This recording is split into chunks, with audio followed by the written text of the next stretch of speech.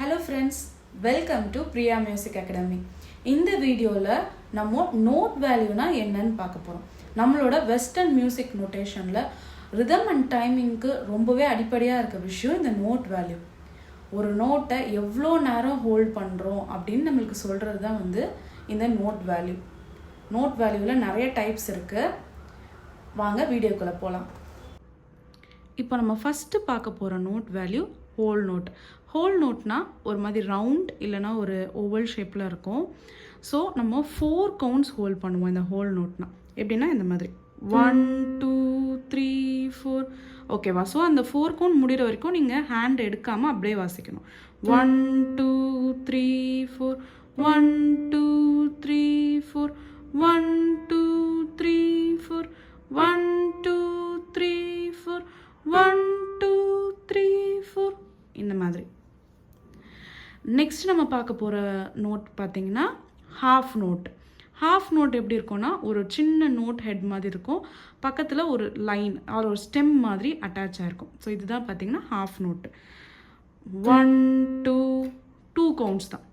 Okay, so இதை நீங்கள் எப்படி ப்ராக்டிஸ் பண்ணலான்னா 1 2 3 4 1 2 3 4 1 2 3 4 இப்படி ப்ராக்டிஸ் பண்ணலாம். ஜஸ்ட் எல்லா நோட்டையும் 2 கவுண்ட்ஸ் ஹோல்ட் பண்ணி ப்ராக்டிஸ் பண்ணிக்கலாம்.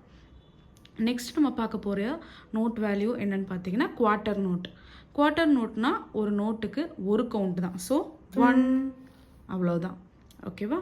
ஸோ இதை எப்படி ப்ராக்டிஸ் பண்ணலான்னா 1 2 3 4 1 2 3 4 1 2 3 4 1 2 3 4 இப்படி ப்ராக்டிஸ் பண்ணலாம்.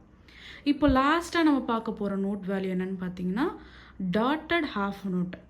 டாட்டட் ஹாஃப் நோட் எப்படி இருக்கும்னா ஒரு நோட் ஹெட் போட்டு ஒரு லைன் ஸ்டெம் மாதிரி அட்டாச் ஆகிருக்கும், பக்கத்தில் பின்னாடி பார்த்தீங்கன்னா ஒரு டாட் இருக்கும். ஸோ அதுதான் டாட்டட் ஹாஃப் நோட்டோட ஐடென்டிஃபிகேஷன்.